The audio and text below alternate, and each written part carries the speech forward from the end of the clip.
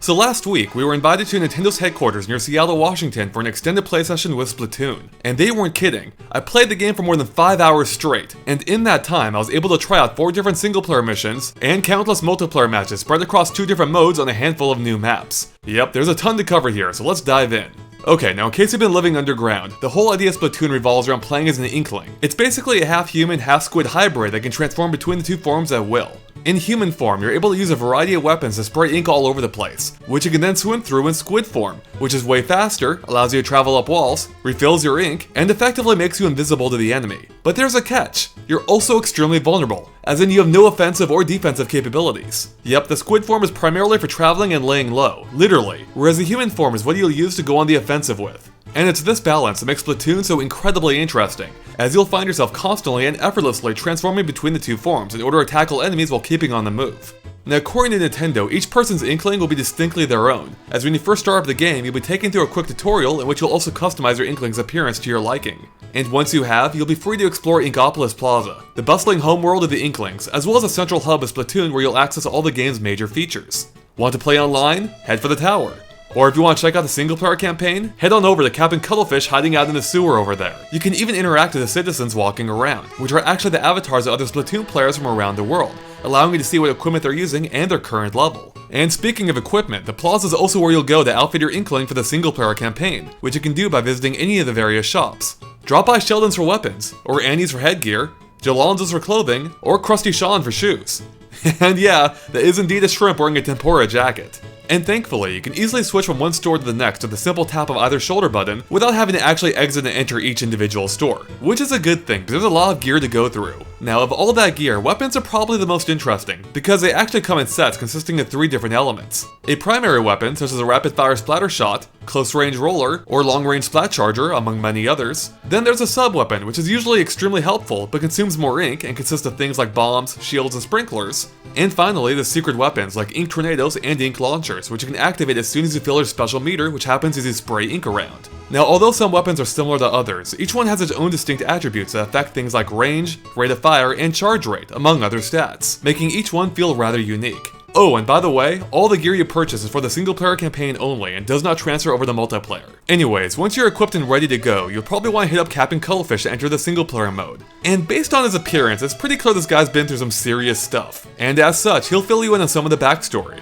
So as it turns out, a group of octopuses known as Octarians has stolen Inkopolis' primary power source, a giant electric catfish, and it's up to you to get it back. But in the short term, you'll also collect a Zapfish at the end of each level, which the Octarians are also using to power the local operations. So once you're up to speed, Captain Cuttlefish will set you free to explore Octo Valley, which is the underground homeland of the Octarians, as well as the main hub of the single-player campaign. Here you'll access the various levels by using portals hidden about, which you'll first have to uncover by spraying where you think they are with ink. Now, Splatoon isn't really your typical shooter, and part of this is in how the game combines shooting and platforming, especially in the single-player campaign, where you'll find yourself hopping between platforms, climbing towers, riding ink spouts, crossing ink rails, and navigating floating sponges that grow bigger as they fill with ink. And we're just getting started.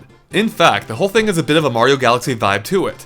After all, most of the levels I played took place on floating platforms which are connected by launch pads that sent you flying through the air. And like Mario Galaxy, it lent the game a fast-paced feel that switched things up constantly. But as I said before, it's how Splatoon mixes the platforming with the shooting that really makes it stand out. And that's where the Octarians enter the picture, which come in a variety of forms. The most basic of them shamble about, while others can fly, and then there are the ones in man turrets, which you'll have to distract by, say, throwing a bomb behind them in order to get them to turn around, making their backside vulnerable. Now, one thing they all have in common is that they fight back with ink all their own. In fact, one of the Octarians even takes the form of a giant stamp that hopes to stamp you out of existence. And if you take too much of their ink head-on too fast, it'll be game over. But your health does automatically regenerate as long as you stay out of harm's way for a second or two. So there's often quite a lot going around you at once, which meant I constantly found myself diving into the ink to get a better vantage point before popping up to fire off a few shots, then taking to the ink again. And this seemed to be crucial in taking on the Octolinks, which, as you may have guessed, is the Octarian's version of an Inkling, in that they can also freely transform between a human form and an ink-swimming octopus. Yeah, they're serious business, but thankfully they can't see you when you're swimming around as a squid, which allows you to sneak up behind them. In fact, the one level that they appeared in also felt the closest to the multiplayer mode of any of the 4 levels that I played, as it was more open in nature while having to take on some formidable opponents. And speaking of multiplayer, we played a ton of it too, including 2 different modes on 3 different maps with a variety of weapons. And one of those modes we've seen quite a few times before, ever since E3, and it's called Turf War. In this mode, 2 teams of 4 duke it out to be the one that covers the most amount of surface area in their team's ink color before time runs out. It's fast-paced, frantic, and a lot of fun. Especially now that we're able to try it out in 3 different arenas, including Walleye Warehouse, Blackberry Skate Park, and Salt Spray Rig. The other mode that we tried is entirely new, called Splat Zones, which is essentially King of the Hill Splatoon style.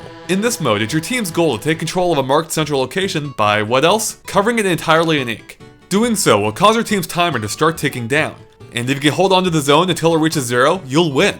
But here's the catch: if the other team manages to completely take control of it instead, your team will be hit with a time penalty, which you'll then have to burn through before going back to whittling away at your main timer again.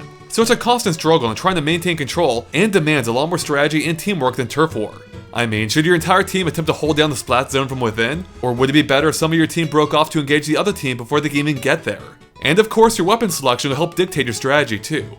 After all, it wouldn't make a ton of sense to have someone with a slow and sniper-like splat charger defend the splat zone from within. For my purposes, I found myself drawn to the splatter shot in this mode, which felt like a well-balanced weapon for maintaining territory control while fighting off the enemy due to its close and medium-range fighting style. And I do have to say that I rather enjoyed hiding in ink on the enemy side while waiting for them to run past toward the splat zone before taking them out from behind. Yeah, I'm a bit of a camper.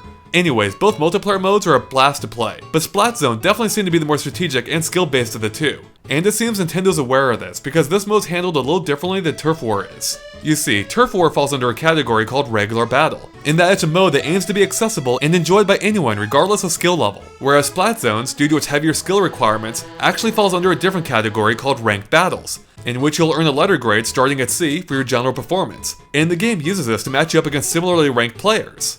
So, because of its greater barrier to entry, ranked battles won't be available to play from day 1, as Nintendo's only going to unlock this mode once enough players worldwide reach level 10 in regular battles. And even then, you'll personally have to reach level 10 yourself in order to access this mode.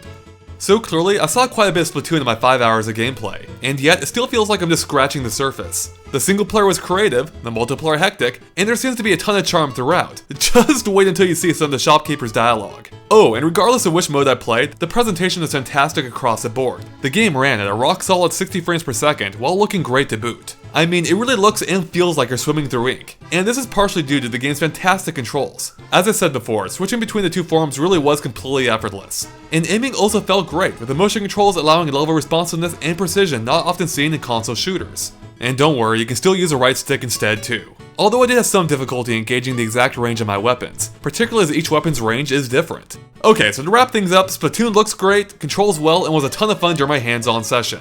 But I do still have some unanswered questions, such as how long the single-player campaign will be, what other modes might still be left to find, and if the multiplayer will have enough depth to hold my interest for long. And unfortunately, Nintendo also confirmed there's no voice chat in the game at all, which is disappointing, especially given the more strategy-based nature of Splat Zones. But overall, I'm pumped to play more. Alright guys, thanks for watching. Make sure to stay tuned to GameXplain.com for tons more Splatoon, including more gameplay videos as well as our upcoming discussion. And of course other things gaming too.